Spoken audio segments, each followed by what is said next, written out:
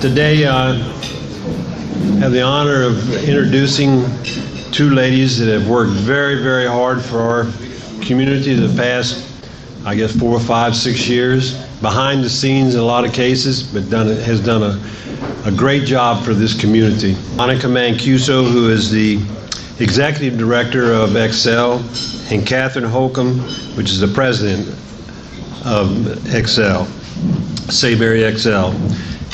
If you get a moment, go on our website. I'm not going to read their bios. They're very, very good in what they've done in their lifetime, and they should be very proud of themselves, but go on our website because it's there. So I don't want to take away from their time. Let me introduce Catherine Holcomb and Monica Mancuso.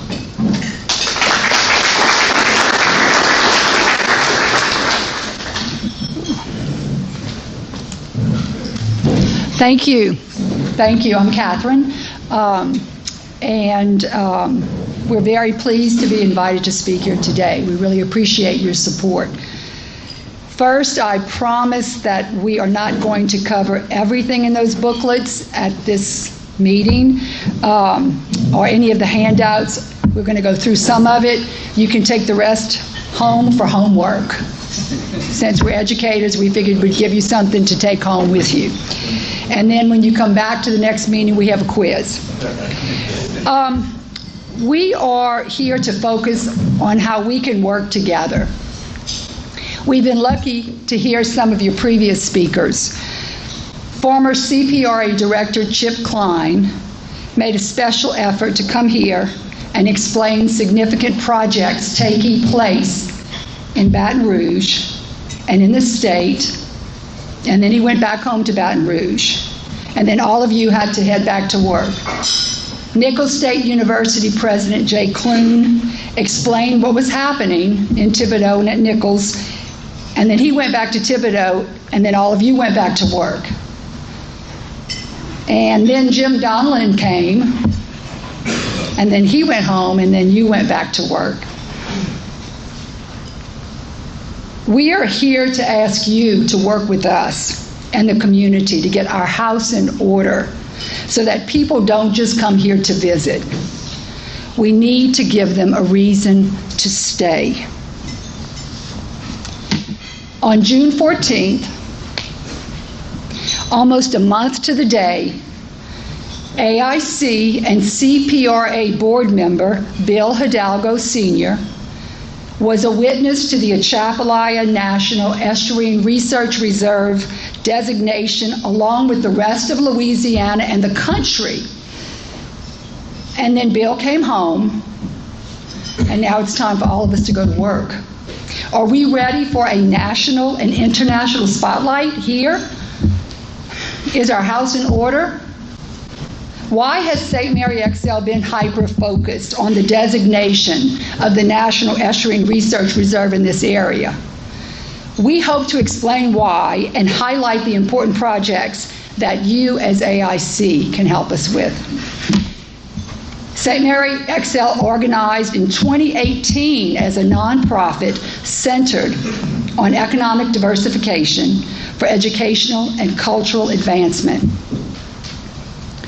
As former educators, we were confused by the closing of historic M.D. Shannon School, our most resilient school building. It had housed evacuees during Hurricane Andrew and survived that direct hit pretty much unscathed. Shannon School was a canary in a coal mine. Its death was more than just a school closure. It was an indicator of a declining population and other economic problems that would need more expertise than we had.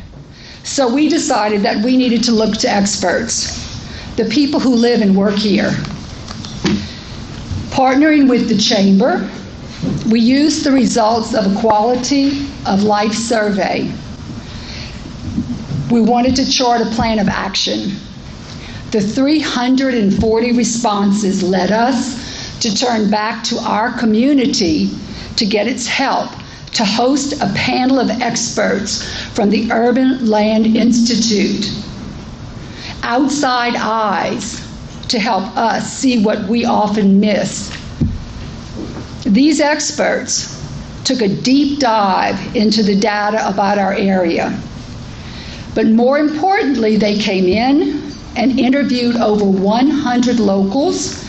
Some of you in here were among those interviewed. The panel wanted to get a sense of the area so they could recommend effective plans of action. These experts from all over the country immediately recognized the significance of the Atchafalaya River and that it should be our focal point in moving forward. And we've used that report titled Morgan City and Berwick, Louisiana, Building the Foundation for a New Economy Along the Atchafalaya River to guide our work for the past 5 years. The experts left, and we were still here. This study cost our community $135,000. We are former teachers. We have no money. That was a lot of money. We've never had money to waste. So we got to work using the ULI recommendations in this book to build the foundation for a new economy along the Atchafalaya River. And we hope that when you leave today, you agree that the $135,000 has not been wasted. So we began meeting with our local interest group, mayors, parish president, levee district, port, non-government entities, and more. Nothing happens fast, and if we wanted to move forward, we needed to prioritize the goals in the Urban Land Institute report and the steps to accomplish those goals. We started with Mayors Booger-Zaffe and Lewis Ratcliffe, and now we're working with Mayors Duval Arthur and Lee Dragna. Politicians are elected to office, and then they leave office. But we are all still here, and we need to continue to work towards the goal. Today, we want to focus on a key recommendation on page 27 of the Urban Land Institute study that is of high interest to this audience and highlighted throughout the book. To increase economic resilience, Morgan City should continue to consider economic development approaches such as support for field-tested technological innovation and entrepreneurialism. Given the celebrated history of groundbreaking innovation and first-of-a-kind fabrication successes, Morgan City possesses the unique opportunity to develop and pilot projects in the emerging resilience technology space in the form of a coastal resilience laboratory. This is where the Atchafalaya Intracoastal Coalition can help, and I'll let Dr. Mancuso explain why and how.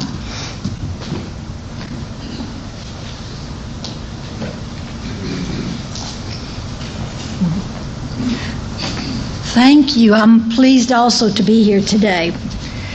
So it says, Morgan City possesses the unique opportunity to develop pilot projects in the emerging resilience technology space in the form of a coastal resilience laboratory. Experts from around the U.S. came here and told us that our area has a history of groundbreaking innovation. We have first-of-a-kind fabrication successes. We here possess the ability to develop and pilot projects in resilience in the Coastal Resilience Laboratory. How would we do that? How do we get started? We weren't even sure we knew what resilience meant. So we had to educate ourselves and learn about resilience. The Urban Land Institute panel described resilience as the ability to prepare and plan for absorb, recover from, and more successfully, how to adapt to adverse events. Well, we had some adverse events. I mean, economy and population decline, that's a pretty adverse event. So we had to do our homework. We searched what was already taking place in Resilience Lab planning. Well, there was quite a bit, and it was quite surprising. We found out that in 2012, 7 years before we even were up and running, 7 years before, Mayor Tim Mott began working on building materials and building codes, and that what their work was highlighted on the LSU website, on the Resilience website on LSU in 2012.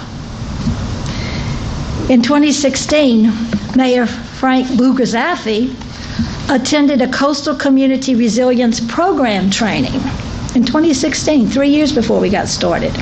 And while he was there, he made connections with the LSU Coastal Sustainability Studio to come here and examine Morgan City. The Deltaic Research and Education Facility was conceptually designed in 2016.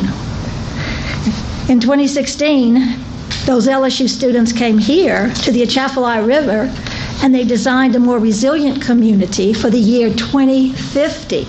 They were imagining what we should look like by 2050. And all of this is still available to see if you do your homework. Another search inquiry for a coastal resilience center is like, what are other states doing? Certainly somebody somewhere has one of these coastal resilience labs. Well, it took us to North Carolina. And if you dig a little deeper on there was an LSU professor that was listed as a contributing professor. Dr. Robert Twilley was listed on a North Carolina Coastal Resilience Center, up and operational. And he, as we found out, has been coming to St. Mary Parish for 30 years, specifically at the Wax Lake Delta. And we appreciate Bill Decker, our review reporter, for reporting that he's been coming here. He reported that back in 2019 while we were just getting ready to begin. So what did we do? Well, it was like, it's nice for us to know, but it's more important that this local interest group. So we kind of took off and we had a little subcommittee because we had to share what we had learned from doing our homework. COVID necessitated Zoom meetings because it's, everything shut down. So we reached out to Dr. Twilley.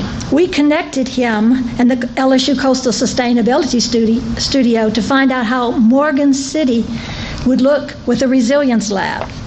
Beginning in 2019, we Zoomed with the Governor's Resilience Office, the Water Institute, city and parish governmental leaders, some of you will see yourselves in here, the Levee District, and the Port, Zooming with Dr. Twilley and the LSU Coastal Sustainability Studio.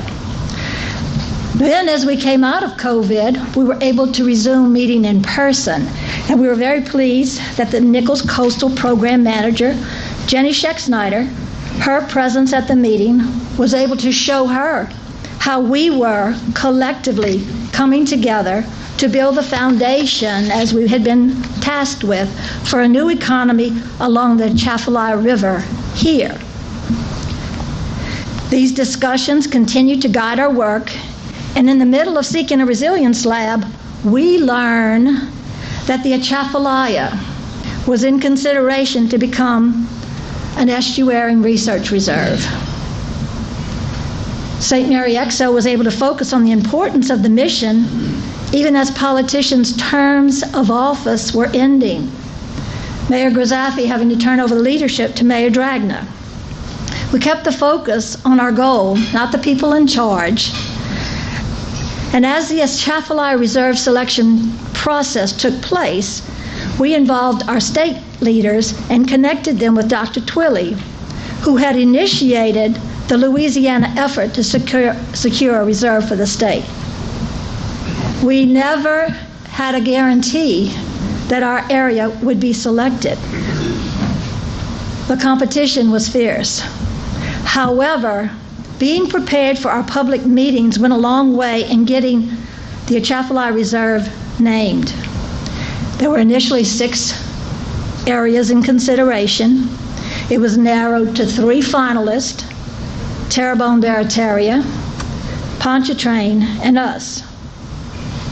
None of the people in those communities showed up to their public meetings like the people here did, like you did. Some fishermen even spoke against a reserve being located in their area. We were prepared because we had been coming together and readying ourselves for economic diversification along the Atchafalaya River since 2019. XL members Kelly Boudreau and Margaret Theriault took the reserve information to public bodies for resolutions of support. We created color sheets for students so they would know what's going on. We used social media, and we designed T-shirts to educate and engage our community. The LUMCON director and the future lead agency of the Atchafalaya Reserve, Dr. Brian Roberts, emphasized this participation when he accepted his position of leadership of the Atchafalaya Reserve. This is what he said. I gave a town hall meeting in Morgan City. It was during the pandemic, and we had to keep bringing more and more chairs in. We had 250 people that showed up, plus there was another 150 online, because people there were so interested and engaged in having this near. Over 400 letters of support made it to the governor's desk. This enthusiasm from our community tipped the scales in our favor, and the Atchafalaya Zone was named the final choice for designation. Here, Louisiana's search ended with the Atchafalaya Reserve being selected. On April 15th of this year, St. Mary XL and the Atchafalaya Intracoastal Coalition partnered together to celebrate our Atchafalaya River and its importance.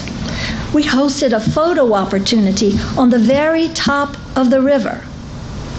We invited multiple university presidents, coastal center directors, and research leaders on Saturdays to stand atop the river with AIC and St. Mary XL in what was a historical show of support for the Atchafalaya National Estuarine Research Reserve.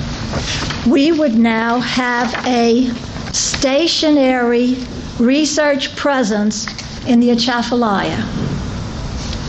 On Saturday, May 13th, rain kept us off the bridge, but we still met in Berwick under the bridge for some more historical picture taking. More than one day, more than one opportunity. The Atchafalaya Estuarine Research Reserve is awaiting NOAA's final submission to Governor John Bell Edwards to be signed at the end of this year or beginning in 2024. We can't wait for that to happen. We will begin to reach out to create a Friends of the Near program for what we will call just simply the Atchafalaya Reserve. And we will be watching for a draft management plan. In fact, this draft management plan should be coming out, I would estimate, in the next month or so. And it will outline the first 5 years of operation, where it's called a draft, and when it comes out, we're hoping we will all review it in earnest and we will make comments. So as we create a friends group to raise money, and as we wait for the draft management plan, it's important that we follow what's going on. So we ask, who are our friends? Who wants to come here to the Atchafalaya, where the Atchafalaya is? Many people had other engagements on the Saturdays when they were invited, and only 2 non-St. Mary Parish people showed, and they are pictured on this slide. And they have been showing their support for our Atchafalaya projects with their commitment. Many of you who were on the bridge, you met Dr. Robert Twilley when he ran up amid multiple personal commitments, as we all had that Saturday. He ran up the bridge to take his picture with us. And that's how we want people to feel about this area. We want them to run here. And why does everyone want a reserve? Well, besides the fact that we live here, it's going to help us protect our area. It's also the economic impact. Ecotourism equals learning about the Delta. Researching on the Delta provides jobs that will return our children back here for employment. We have included a handout that's available at your table that highlights the economic impact. So why does everyone want to be associated with the reserve? Obviously, funds will be dedicated, and we appreciate the senator working to make sure that the local match was there. Obviously, funds will be dedicated to advance this Atchafalaya need, but we need to focus on the place. We need to focus on the place that offers the strongest science as we move into the national spotlight, because they're going to be watching us, and they're going to be learned folks that are going to be examining how we roll this out. We need to focus on building the economy along the river in our community, not using it to build the economy elsewhere. It is our time, and the people here were the ones wanting this.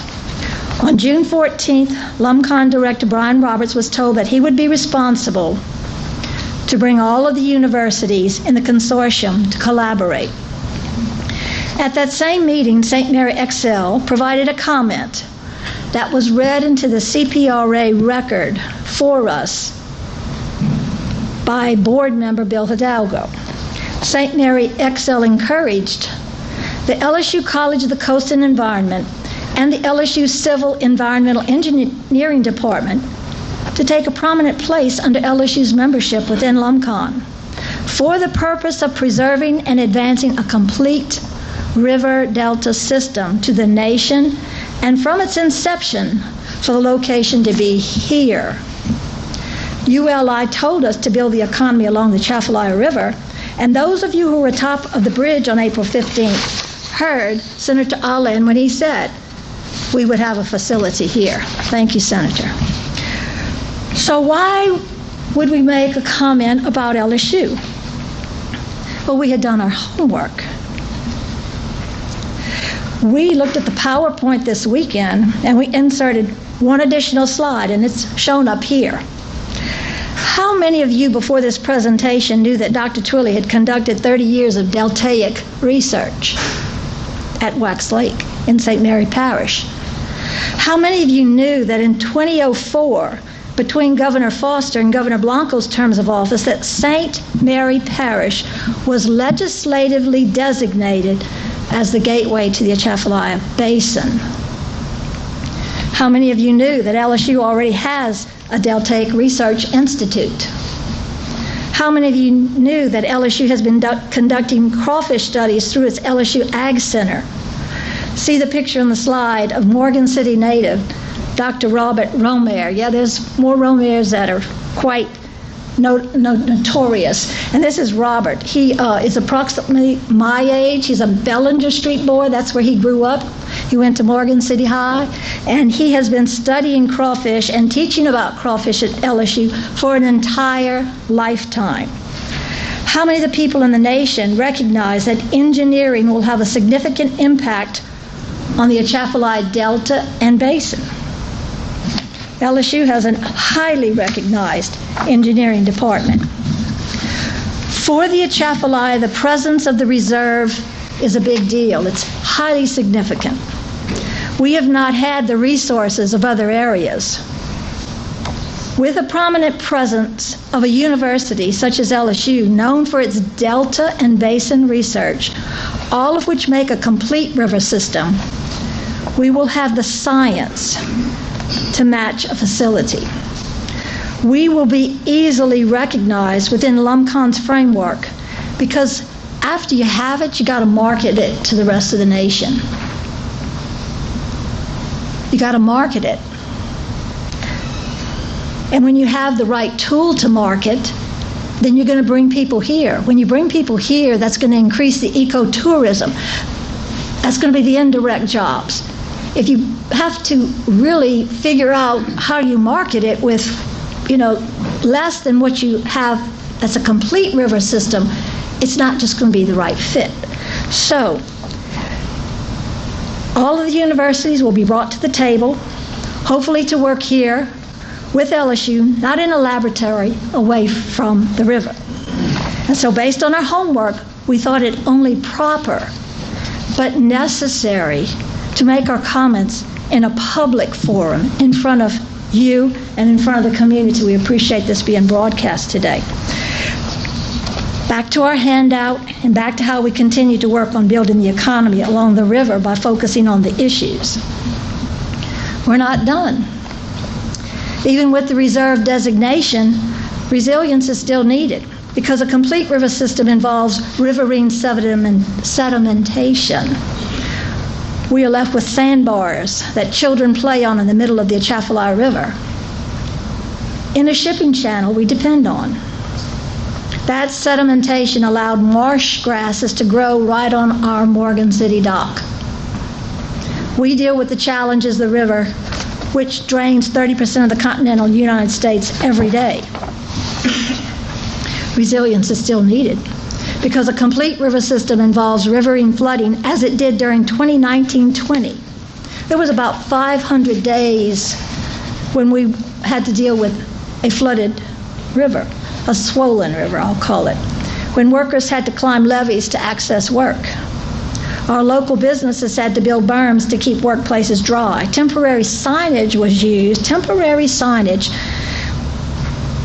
when storms threaten.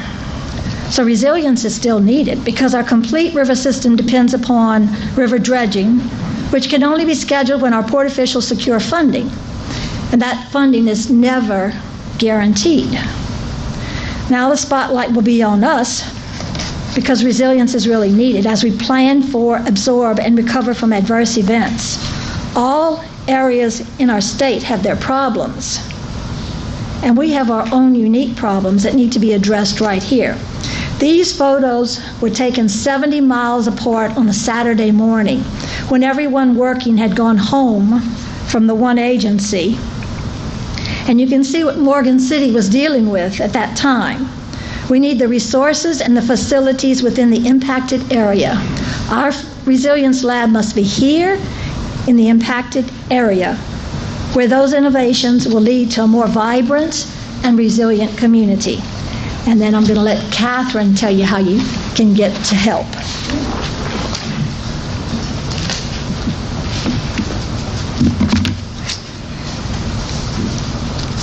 And this is where your help is really needed. The St. Mary Parish Council has dedicated money from the Restore Act, the Deepwater Horizon funds, that will allow the Water Institute of the Gulf to work with us in defining how the Resilience Lab will be developed. Riverine resilience, energy resilience, industry and technology resilience. And we are hoping that the Atchafalaya Intracoastal Coalition will be primary participants in shaping the Resilience Lab. University partners can help us in their area of resilience expertise, but you are the people who work with the Atchafalaya River, and you can identify what is needed for a vibrant economy. You, AIC, have just organized, and we need your voices at the table. We appreciate your attendance at the last two local interest group meetings, and we look forward to building the foundation of a new economy along the Atchafalaya River with your guidance and input. The Resilience Lab will locate in Morgan City on the Atchafalaya River, and with it we will see a more resilient St. Mary Parish. And finally, at a recent AIC meeting, you heard former CPRA Director Chip Klein mention the Atchafalaya Coastal Studies and Maritime Academy that we are working to locate here. The economic and educational impact of this school, along with the Atchafalaya NEAR, would be phenomenal for the area. The academy would be a residential high school that would address the coastal workforce skill gap and engage students from across the state with Louisiana's coast and the Atchafalaya Reserve. Here and in the booklet, you can see the economic impact on the communities such an academy would have. Monica has explained the importance of the Resilience Lab and how you can help. We've included other projects that we've spearheaded in the rest of the booklet. Specific goals of improving our area include projects focused on health and wellness, such as hiking and biking trails, neighborhood revitalization, and business development. These were all inspired or reinforced by the ULI study. That's your homework. Take the handouts home, look through them further, and if you need any more information, you can access the information and more on, we have a YouTube site and our website, and you can see Gerard and you can see Mayor Tim Mott on that channel as well. Our work is just beginning. We need to get our house in order. We need to demand that our leaders work for us, and we've been very lucky because we've had leaders, we have them sitting right here at our tables. They have worked for us and through us. Many of you remember, oh no, maybe you don't. How many of you do remember the bumper stickers from the 80s that mocked the area with, will the last person leaving insert Morgan City, we could insert other cities. I actually found one, a big billboard that Seattle had put out in the 1970s. Turn out the lights. Every city in this country has had its challenges and can say that at one time or another, this bumper sticker applied to them. What they chose to do next was the decision that shaped their future. We didn't turn out the lights then, and now a spotlight is shining on us. Let's keep the spotlight focused here on the Atchafalaya River, where it belongs. Thank you.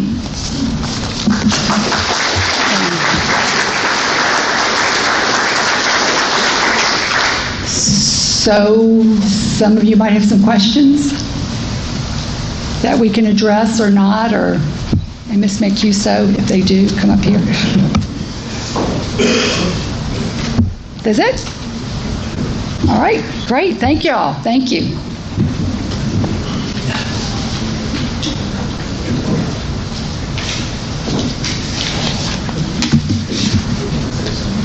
Well, all I can say is wow. It's a big wow for what you all have done the last few years. And we at AIC we're humbled that you have asked us to be part of this group. Not that we ask you to come here, but you ask us to be part of your group. And we want to help. This is important to our community. And we will help. I know, let me give you one example quickly. In our board meeting today, we talked about 4 items that AIC is working on right now. And these are, Mr. Bill Hidalgo made a comment. He said, you know, if it wasn't for this group organizing again, we wouldn't be working on these 4 very important items for the community. One of them was a request by Rotary to help them gather some information about the needs for the school here in Morgan City and some of the scholarship programs they may have. So we're working together, and I think that's important that we're finding, and this is very important for us. So thank you very, very much. And Monica and Catherine, we can't, you know, it's great. And next month, we'll have Congressman Clay Higgins will come and speak to us. Thank you very, very much.